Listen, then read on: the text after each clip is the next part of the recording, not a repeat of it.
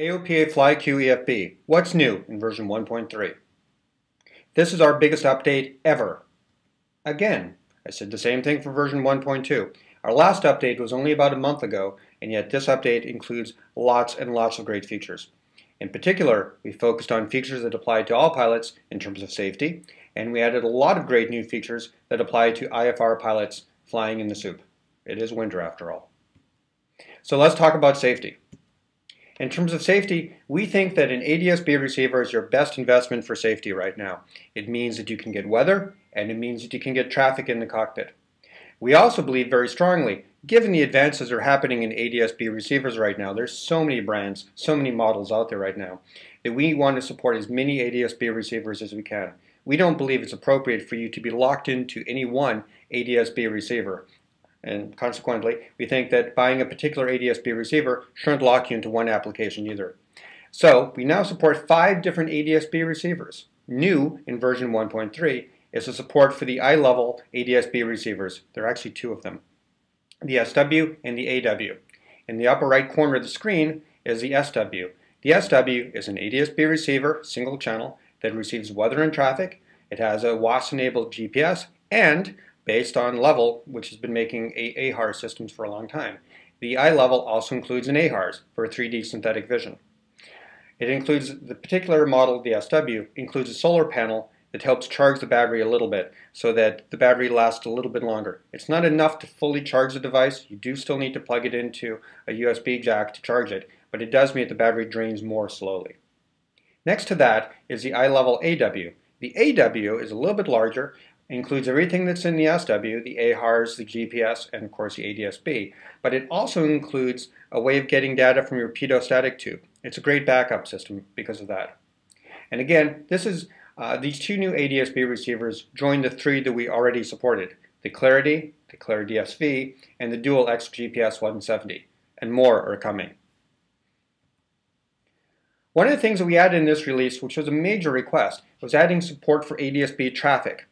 In previous releases of FlyQ EFB, we intentionally did not support ADSB traffic. We did that because we have some serious safety concerns about the way that the FAA has implemented traffic broadcast to aircraft. So what we did is we spent a lot of time thinking about ways to mitigate that by putting in lots of features that help you be safer. So let's talk about a few of them right now. This is an example of an ADSB screen. I have ADSB traffic on, and let me highlight the aircraft. It's kind of in an unusual position on my screen right now. So that we're flying along, here's our aircraft. One of the things we wanted to do was to be able to make sure that you knew how far away the targets were. So we added in a distance ring. Let me highlight that. The distance ring is a 15 nautical mile ring centered always around your aircraft so that you can have some sense of how far away the target aircraft are. In addition to that, if you take a look at the screen, I counted earlier, there are 9 different targets on the screen. Most of them really don't affect me. So what we did is we added something called a filter. If you tap in the if you tap on the top of the ring, you see a label that says 15 nautical mile traffic filter. If you tap on that, most of the targets go away. Why is that? What we did is we took a look at the way that the FAA defines targets that are near you. They define them as 15 miles away, plus or minus 3,500 feet. So we did the same thing. When you turn on the ADSB traffic filter, what it does is all the targets that are either more than 15 miles away from you as a radius or are more than 3,500 feet above or below you, we get rid of. So you can focus on the ones that really affect you. Very handy, really declutters the screen a lot. We also used, if you take a look now at the screen, I only left 3 targets on the screen. I have a red one, an orange one, and a gray one. Those colors are not arbitrary, they are important. In FlyQ EFB, we use colors a lot to indicate threat sensitivity, and there's no exception here for ADSB. The red target that says -04, that one is closest to us. That target, since it's bright red, meaning that it's conceivably a threat. It's close to us in terms of distance and in terms of altitude. The one below it, the -02, is orange, meaning it's a little bit further away, not quite as much of a threat, but still something that you want to take a look at. Below the aircraft, you may have even missed this, is one that says -17 in gray. That target is further away, it's moving in a direction away from us, and will not be a factor at all. Therefore, we colored it in such a way that you don't see it as much. Now, that said, let's talk about what these numbers mean. Let's go back to the red -0.4. What does all that mean? There's a lot of information encoded in that. The negative means that the target is below us. If this were a plus symbol, it would mean that the target is above us. The 0.4 part means that there's 0.400 feet, this is in hundreds of feet, 0.400 of feet, in this case since it's minus, below us. So 0.4 means 400 feet above or below, and the minus means below. In this particular case, and this doesn't happen with all the targets, there's also an up arrow next to the 4. The up arrow means that the target is currently climbing. If there's no arrow, it means that the target is relatively flying straight and level, is flying level. If there is a down arrow, which there doesn't happen to be one on the screen at the moment, but if there's a down arrow, that means that the target is descending. Okay? The other thing that we did is we added in a time-based predictive target path. That's a lot of words, but what does it mean? It means we take a look at that direction and speed of the aircraft, and we draw a line which indicates where the target is going to be in 2 minutes. So if you take a look again at that red target, the -0.4 target, it has a relatively long line in front of it, meaning it's moving relatively fast. And you'll notice that it crosses our flight plan line too, which is one of the reasons why it's red. The -2 orange target below it has a long line too, but not as long as the red one, meaning it's moving slower. And if you look at the gray target in the lower left corner of the screen, it has a very short arrow coming out from it, telling us that it's not moving very quickly. Okay? So that's what the time-based predictive target path means. Very, very handy for knowing whether the traffic is going to be a threat or not. The other thing that you may notice is that the screenshot here is not against a black or a brown background or anything like that. It's against a real chart. We went to a lot of effort to make sure that all the targets and all the colors and all the text stood out in all the common maps that you would use. Now this one's easy. This is an IFR low altitude map. But let's take a look at it with a sectional. Even with a sectional map, the -4, the 0.2, and even the 17 stand out very clearly. So it isn't just about putting the information on the screen, it's about making it easy to read, and that's a huge focus of FlyQ EFB. So ADSB traffic done right in this release. Since this is winter, a lot of us are flying either in dim conditions or at night, perhaps more so than you would in the summertime. Therefore, we want to put some effort into making it easier on your night vision. This is a standard display that you would get if you're flying an IFR approach. You see an approach plate in white, and below that you see an IFR low altitude map, also in white. Even if you turn the brightness all the way down on your iPad, you'll find that there's quite a lot of white, quite a lot of glare coming from the iPad. Consequently, we put a button in to toggle between day mode, which is what we're in now, and night mode. That button right there in the upper right corner of the screen that looks like a half black, half white circle. When you tap that, the screen goes from looking basically white to basically black. What we did here is we took advantage of some physiological effects of the human eye. Basically, the human eye can't see color at night, for the most part anyway. You have two different types of light receptors in your eye. One can see color, it's called a cone, and that works great in the daylight. But the other type of receptor, called a rod, doesn't see color at all. It only sees gray shades. Consequently, the map colors, and more or less all the colors in the screen, have been set to be kind of a grayscale, so that the rods, the night vision part of your eyes, can see it well. This dramatically cuts down on glare and increases readability at night. So again, this is night mode, this is day mode, tap it again, you get night mode. Very clear, very easy way to see things. Extended runways. This is a very commonly requested feature, and we put some effort into it to make sure that it really does what you need it to do. That is, we didn't just do something the way that other folks do it. We do the FlyQ method of making sure that it's even more information and more usable for you. So let's talk about that. One of the things that we did was, this is what it looks like on the screen. There are a couple of different portions to it. I extended the runways. Again, so this is my low altitude IFR chart. Normally low altitude charts don't have runways on them at all, which makes them a little bit hard to see. So what we've done is when you toggle the extended runway mode, it not only adds the runway on the map where it should have been if it were, say, a sectional. That's the white portion towards the middle of the airport. But we also made it extended. That's the black portion. The black portion makes it a lot easier to see, a lot easier to stand out. In addition to that, if you take a look at, so this particular airport has two runways, 16 and 34. On the bottom, if you look under 34, you see an orange arrow. That orange arrow is very important. That is a right pattern indicator. if the particular runway doesn't have a right pattern, it just has a standard left pattern, we don't put an indicator on the screen. But if it has a right pattern, we put that indicator on there to tell you which way to fly the pattern. So once again, we don't put more information on the screen. We don't put them on left and right, because that way you won't really notice it so much. We only put them on right patterns, only when it's something non-standard. And that's why we picked orange, to draw your attention to it a little bit. So notice something strange here? If you take a look very closely at this flight plan, the pilot here is actually flying the wrong way into the pattern. He's doing a standard left-hand pattern into an airport, to a runway rather, which has a right pattern indicator. That's why we make it orange, and that's why we put it on the screen. We again want to make sure that the extended runways work against not just an IFR map, but a sectional. So again, that black that we use to show the 1-6 and the 3-4, very easily read against any kind of background. How do you do it though? Then the question is, how do you put the extended runways on the map? We do it a little differently than other systems. It has nothing to do with having a flight plan. You don't need to have a flight plan to see extended runways. Rather, you simply, any airport which is in the Airports tab, that is, you selected the airport, we automatically show the extended runway for that airport. Let me show you what I mean. Let's say that we're flying along here, standard split screen configuration on FlyQ. I have a sectional on the left, and I have an IFR map on the right. I'm flying down here, and I'm about to pass, if you take a look at the map on the right, it's a low altitude chart. I'm about to pass the Seattle-Tacoma area. There's a lot of airports around here. But let's pick SeaTac. Let's say I had some kind of a reason for landing very quickly, an emergency maybe. If I double tap, so there's SeaTac on the screen. If I double tap on the map, up pops the airport information for all the objects around SeaTac. So now, all I need to do is to tap on the part that says KSEA, Seattle-Tacoma Airport, and look what happens. On the right-hand side of the screen, I indeed see my extended runways, clearly highlighted for me. And on the left side of the screen, I see all the information about Seattle-Tacoma Airport, the runways, the comm frequencies.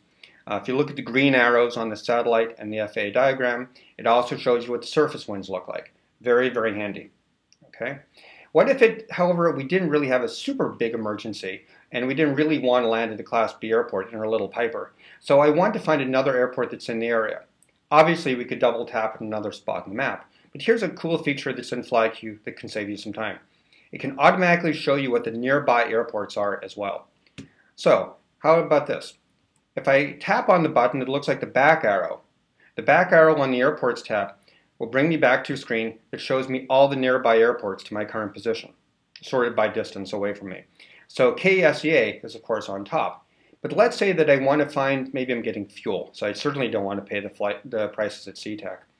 I want to put in some fuel, so I'm going to land at Renton, the second airport.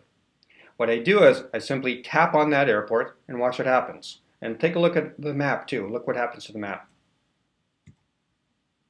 When I tap on Renton, I see the Renton airport information, of course, pop up on the left-hand side of the screen. But on the right-hand side, I immediately see the runways, including the right pattern indicator, show up for me for Renton. Let's say it's not Renton. There's another airport in the vicinity too, Boeing Field, where there's a terrific museum of flight. Let me go back to my nearby list, and down the bottom of the screen is Boeing Field, BFI. If I tap on BFI, once again, I see different airports that appear, different runways rather, that appear on the right side of the screen, and on the left side of the screen, I see information, all the key pertinent information about Boeing Field is on the left-hand side. Very, very, very handy. Now there are other ways to get to the information too. So let's say that you're flying along. This is a flight from the Seattle-Tacoma area down to Portland in Oregon. So I have my nav log now on the left side of the screen. So I'm flying from Payne down to Cape PDX to Portland. If I want to put the extended runways for my landing airport, PDX, on the screen, all I do is I tap any place on that line that says KPDX, and here it comes. I immediately see my runways, and of course, I also see the information they need for flying into Portland.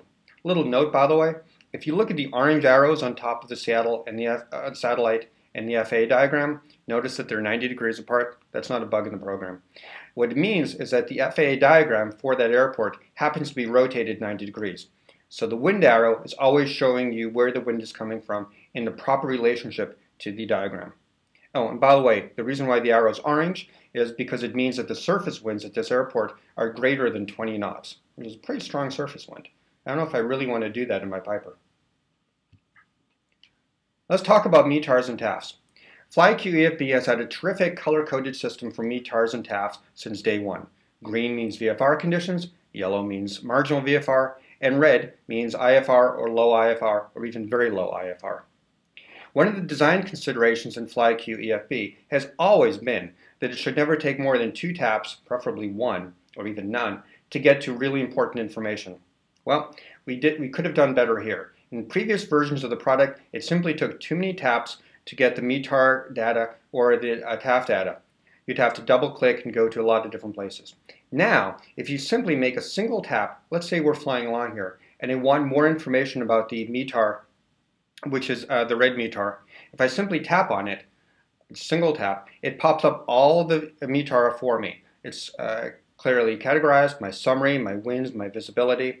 There's a button in the upper right to toggle between translated, which we're in now, or raw mode, right there. Also, it's color-coded. Next to KPLU, you see that it has a red button that says IFR. Below that, it says Internet. If this data had come from an ADSB receiver rather than downloaded from the internet, you would see the word ADSB right there. Also, below where it says METAR, KPLU, is a time that it was last updated, which again would be color-coded red if it were more than a certain age old. Okay, so we color-code the METARs and the TAFs, we tell you what the data source is, and we give you the age. If you want to see another one, let's tap off the red one and we'll tap on the yellow, the marginal VFR one. If I want to see more information about the VFR conditions, one of the green ones, I tap off this and I tap onto the green one.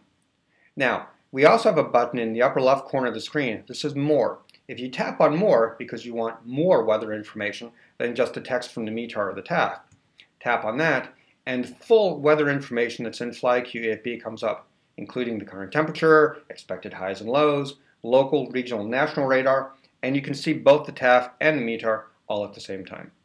Okay, very, very handy, very easy to use. Scratch pad. This has been another common request.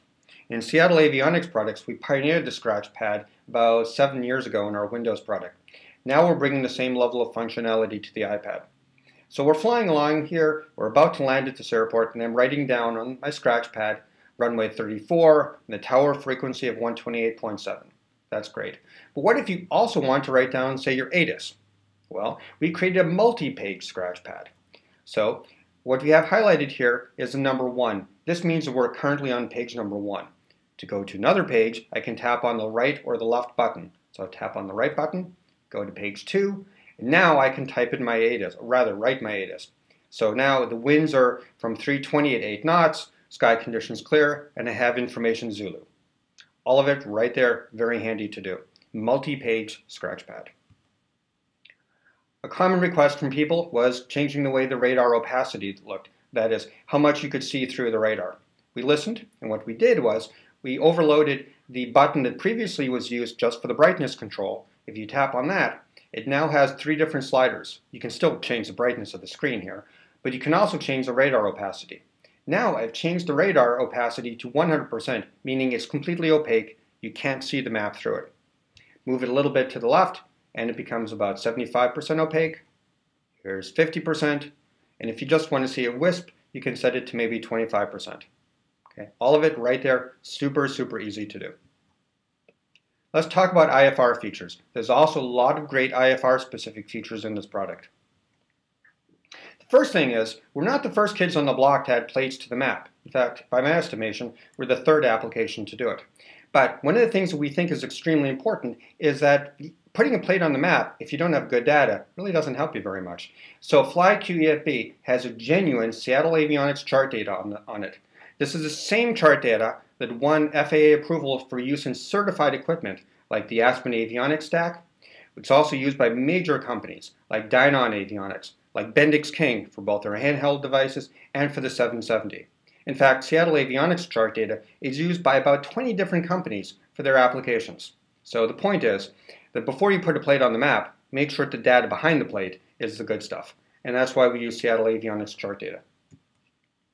So how does it actually work? Well, let's talk about how we do plates on the map, and we do it right. So we're flying along here in split screen mode. We're looking at extended runways, 2 maps, and so on. The first thing you do to put the plate on the map is on the right-hand side of the screen, flip from Maps, hit the Procedures button, tap on Procedures. Then what you do is very straightforward. It takes 1 tap, not 2, just 1 simple tap.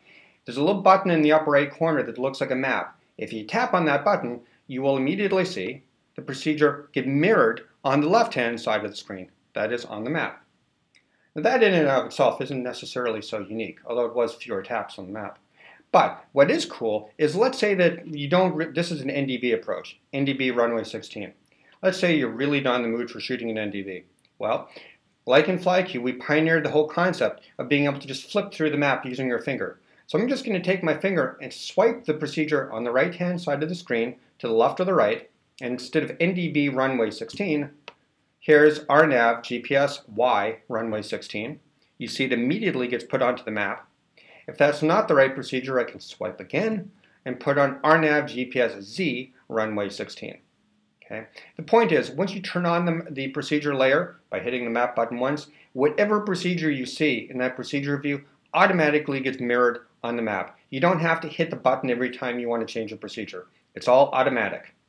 If you want to turn the layer off, by the way, you simply go to the Layers button and you deselect the word Procedures, and that turns the procedures off the map. You can also change the opacity.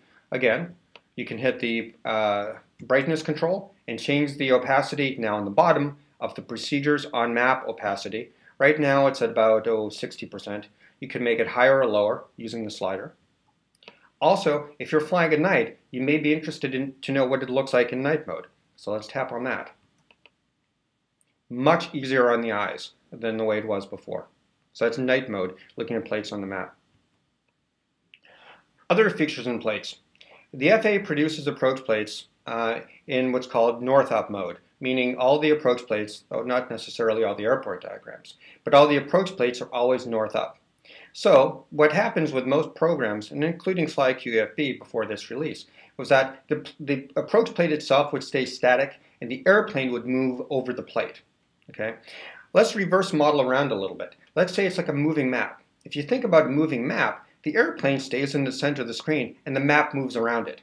Now we've added the same capability for the approach plates. So in the upper left corner of the screen, there's a new button that looks like a targeting icon, the same icon that's used on the map.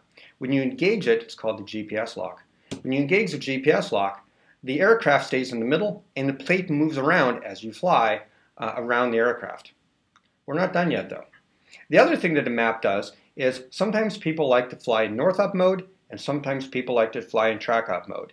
Previously on the plates, you would always be flying in north-up mode. Well, now there's a new button again added, the same as on the map once again, that's a track-up north-up toggle. When you tap on it, so right now it's in north-up mode, when you tap on it, it turns blue and you're now in track-up mode. So now the aircraft and the plate get rotated as you fly. So you have a choice. You can have either north-up or track-up on the map or on the plate, or both, whatever you like to do. SIDs and STARs. Now, I fly a Piper most of the time, and frankly, a Piper doesn't fly high enough to apply to approach or rather to SIDs or STARs. But a lot of people do fly higher. So here's a flight plan that we have, a hypothetical flight plan, from Frederick in Maryland down to Orlando in Florida. As we're flying along here on something that flies a little higher than my Piper, we want to take a look at an arrival procedure, in particular the SeaWorld for arrival procedure. Previously, you could do just what you're seeing here. You could look at the arrival procedure at the same time as you look at a map. Now what we've done is we've added a new button, plus FP. As in other places in FlyQ EFB, plus FP means add to the map, add to flight plan. Plus FP, add to flight plan. Now when you tap on that, look what happens. Another box pops up asking you to select the transition, the entry, and the exit. And if you tap the blue plus FP button again, your flight plan will be immediately modified to add in all the required points to fly that particular SID or STAR. So as I hit the plus FP button, take a look at the map on the left-hand side of the screen. You'll see the flight plan immediately change. Like that. So all of those points were added automatically just by hitting a button on the screen. And just to prove the point, it isn't just on the map. But if I switch on the left side of the screen, if I flip from the maps to my flight plan, you can see the new points added in your flight plan. And you also can see that the SeaWorld, the Runways, the MICX, and the knobs fixes were all added automatically, and they're all marked as coming from the SeaWorld 4 procedure. Pretty handy, huh? Of course, if you go back to procedures for this airport again, and you pick a different procedure, all of those points get removed, and the new points for the new procedure get added automatically. Very handy. That's not all. Those are the major points, but there's still more in the product. For example, in the Layers button, in previous releases, when you turned the Layers button on the map, you often had to flick it up or hit another button to make it go away. It's kind of annoying. So in this one, once you hit the Layers button, simply tap off Layers and it goes away. You can still select multiple layers at the same time, but now it's a lot easier to make it go away. We've also improved the way weather search works, so you can now enter in an airport ident or name and always find the weather for that airport.